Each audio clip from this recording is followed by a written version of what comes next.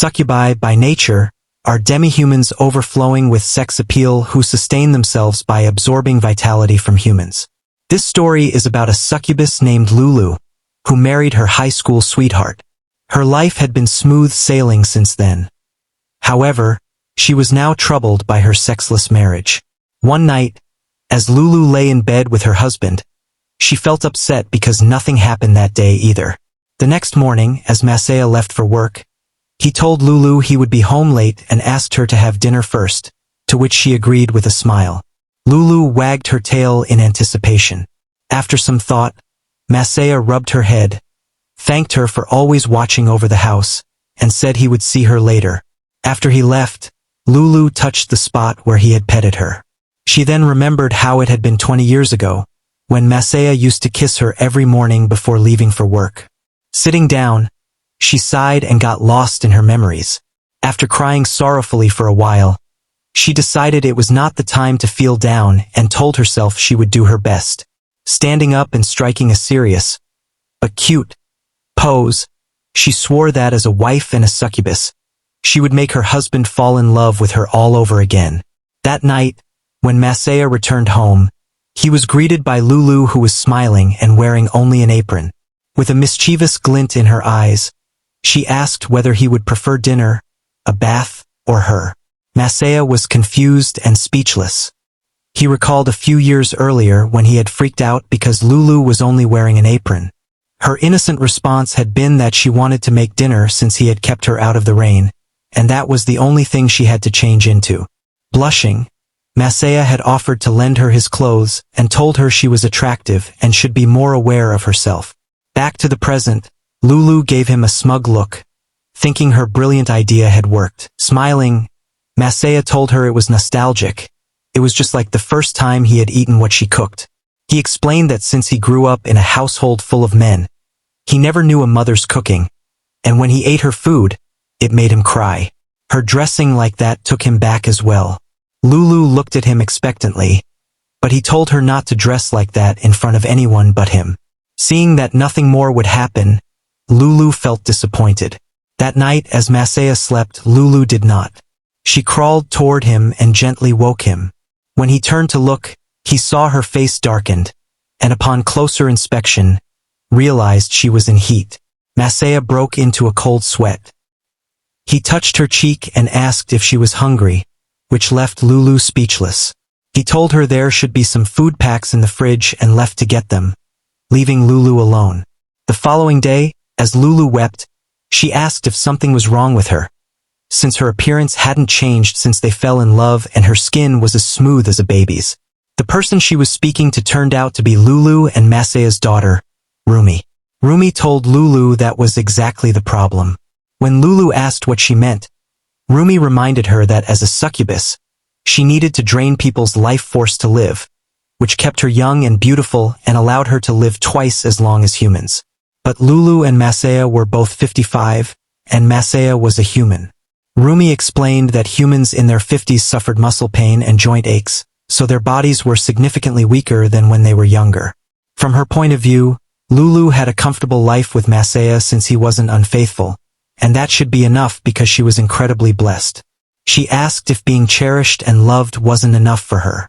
While walking home, Lulu felt bad for bothering Rumi when she was busy and decided to apologize later. As she walked, she thought about what Rumi said about being blessed and recalled a memory from the past. She remembered when she was younger, and Masaya offered her a pair of gloves. Despite her hands turning red from the cold, she wondered why he was offering them. He asked if she was Lulu from his class and told her it was better to wear gloves than to stay cold. He added that she didn't have to wear them if it felt weird. Stuttering, she thanked him and wondered if he would have been that kind if she weren't a succubus. She still blushed, thankful for his kindness. At school, a few male students had dragged Lulu into a room and tried to force themselves on her. As Lulu screamed for them to let go, they did the opposite. The one holding her down asked if she secretly wanted it since she was a succubus and looked like she was lacking sustenance. With an evil smile, he told her not to make a sound. Suddenly, a figure loomed behind him holding a wooden sword, which came down on him. Later, The male students were bruised and battered while teachers reprimanded them. Masaya, who had fought them off, and was also a little bruised, asked Lulu if she always went through such things. Lulu said it happened occasionally, which was why she tried never to be alone. Her expression darkened as she said that was just how it was because she was a succubus. Masaya cried and screamed that it shouldn't be that way. He said that wasn't a good reason to be hurt, and that there was no reason for her to ever be hurt. Looking at him, Lulu also began crying and wiped her tears, thinking to herself that she loved Masaya. Back in the present, as she looked at her wedding ring, Lulu said it was like a dream come true. She had tried all sorts of techniques to get his attention because that was all she could think of. Finally, he confessed his love to her. Lowering her head, she thought she was truly blessed, just as Rumi had said. Yet, she wondered why she felt uneasy. Then she remembered Rumi's words about unfaithfulness. The word cheating came to mind. She wondered if her husband was cheating on her with someone younger. She quickly brushed the thought away, saying that wouldn't be possible unless the other person was a child.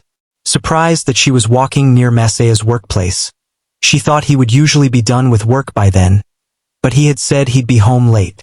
A negative thought entered her mind, but she steeled herself, saying he would never cheat. However, looking down from the bridge, she saw Masaya walking beside and smiling with a woman. That night, when Masaya returned home, he saw Lulu sitting on the sofa with her back to him. He asked if something was wrong since all the lights were off. Without looking back, she said he was late. Smiling, he said he had to work overtime and asked again if she was sure nothing was wrong.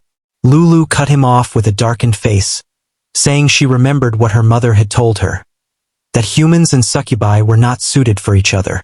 She claimed she finally understood what it really meant. She said that earlier, she saw him walking with another woman, and the two of them looked like a normal couple while he got weird looks whenever he was with her. Lulu said that because she was a succubus, she could never grow old with him. Crying, she said she had known this from the beginning, and he knew it too, yet he still married her. Masaya tried to reach out and stammered, saying she was misunderstanding something, but she yelled that she understood everything. Assuming her true form in a haze of darkness, she yelled that it was all because she was a succubus.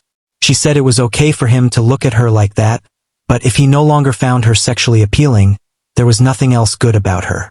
Meanwhile, the haze began absorbing Masaya's vitality. Falling to her knees, she said that after all, she was just a monster. She asked if he finally understood that. Masaya struggled to call out to Lulu but could no longer endure the dark haze and collapsed. At the hospital, Rumi, who was struggling to catch her breath, asked if Masaya was okay. The doctor replied that Masaya was fine but had been drained too much. The doctor explained that Lulu, in confusion, had triggered her ability, but since Masaya wasn't a relative, it wasn't a major incident. If it had been anyone else, it would have been considered a crime. As the doctor walked away, he asked Lulu to please be more aware of the kind of creature she was. After the doctor closed the door, Rumi complained that there was a better way to phrase that. As Lulu stood to leave, she asked Rumi to watch over Masaya. Worried, Rumi called after her and asked if something had happened. Lulu replied that she didn't understand how it happened. Crying, she said she loved Masaya. Lulu left the hospital and sat alone on a bench. There, she remembered when Masaya had confessed his love to her. He had promised to get stronger to protect her and never let anyone harm her again. Then he asked her to be his girlfriend. Crying tears of joy, she accepted his confession, and she thought it was a dream come true. Masaya kept his promise and protected her. Since then, she had no scary experiences. But deep down, she always felt anxious because she felt she seduced him with her indecent appeal. That was why having a physical relationship was of grave importance to her. She was worried that if he didn't view her that way anymore, she would have nothing. Her dreamlike days would be over. That was all she could think about, but he always treated her kindly. Back in the present, as Lulu wept, she wondered what she would do since she had hurt Masaya. She realized that she cared only about herself and hadn't considered what Masaya wanted to say. She thought she was a failure as a wife. Some men who noticed her wanted to make a move. But then Masaya appeared and held them back, asking if they needed something from his wife. The first man snickered, wondering what was up with the old man. The other one asked what else anyone would want from a succubus. With a sinister look, Masaya gave them a single warning. He warned them that he didn't want to get involved with the police at his old age. But if they wanted, he could send them to the hospital. The men apologized and ran off, leaving Masaya and Lulu alone. Lulu called out to him, and overcome by emotion, he embraced her. Catching his breath, he smiled and said she always visited that place when she was troubled, and he was glad he made it in time to prevent her from being harassed. As Lulu cried, she apologized for being hard on him and only thinking about herself. She explained that she behaved that way because being lewd was the only thing she had, and she was afraid that if she didn't have that, Masaya would leave her. But Masaya told her that she was wrong. He said that although she was from a race that specialized in such charms, that was not why he fell in love with her. At first, he thought she was teasing him because she found his reactions amusing. Lulu was surprised to hear that her attempts to seduce him had the opposite effect. Then one day he saw in her book that she wrote that she wanted to be his girlfriend. That was when he finally understood that everything she did was to get his attention. Smiling, he told her he realized she was just an awkward and adorable girl and fell in love with her then and there. After hesitating, he said he had been hiding something from her. Lulu wondered if he was going to admit that he was cheating, but he lifted his shirt and said he had recently been getting fat. Lulu looked at him as if something was wrong with him. He asked her not to look at him that way. She apologized, confused, and asked what that had to do with anything. Masaya explained that he had stopped inviting her at night and gently refused her advances because he didn't want to disappoint her. He lied about working overtime. Instead, he had been going to the gym. What she had seen in the afternoon was someone from the same gym greeting him. Lulu was surprised to hear that. Masaya said he was worried Lulu would hate how old he had become while she remained beautiful, so he had been preoccupied with that. He apologized for making her worry and for being a failure as a husband. Lulu laughed and said they were perfect for each other. Then she held him and kissed him. She told him it didn't matter what he looked like and that even if he became just bones, he would always be the one she loved most in the world. Masaya said he loved her too, and they kissed again. At home, as they lay in bed, Masaya told Lulu that in the future, he would keep getting older. One day, he wouldn't have the strength to hold her because of his aging body. But until that day, he would always be by her side and say he loved her so much she would never have to worry. Lulu smiled and promised she would never worry again and would always love him. 20 years later, Lulu's granddaughter visited to play, but the house was empty. Rumi told her granddaughter that they shouldn't have visited unannounced. Holding her husband's arm, Rumi looked on, believing that their love would never lose to her parents' love. Meanwhile, Lulu and Masaya were holding hands on a date.